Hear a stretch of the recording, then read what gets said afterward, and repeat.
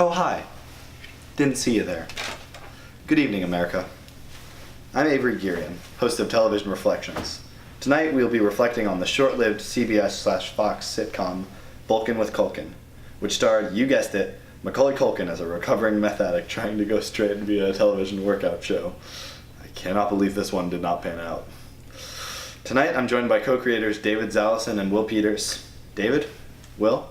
Like the mustache. What mustache?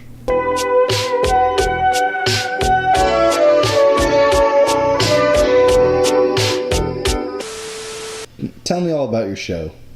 Vulcan with Culkin was kind of the brainchild of both of us, really. I remembered the name of the star of Home Alone, and he knew how to work out, so we just kind of put them together. It just worked well. It did, yeah. I think we both knew early on that, the pipeline that is content centered around Macaulay Culkin, I mean, that's a well that never runs dry. Oh, absolutely. Yeah. That was kind of the selling point with The the draw was that all of the workouts had Macaulay shooting up the...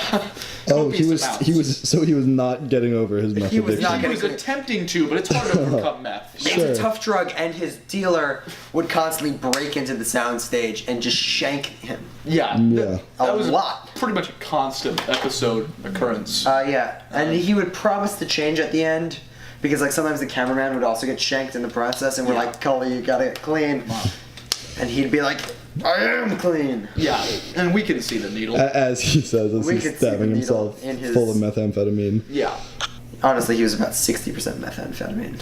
Yeah, His blood was blue. There wasn't much of a person in there when we were filming.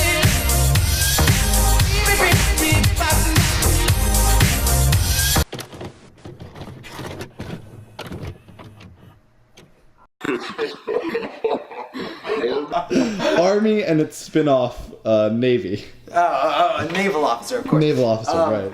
So, this was right after our partnership ended. I was a little heartbroken. But the problem, of course, with losing my partner, feeling like I lost a part of myself, was that I lost both of my arms. And so, of course, I made a show about that. About a man named Army. It's sort of an ironic name. He was in the army, and he stepped on a landmine, and it blew both of his arms off. And so, He stepped on it and it blew his arms off? For me, coming off of Vulcan with Culkin, I felt a similar, sadness, and I lost a piece of me, and I really struggled to find good content.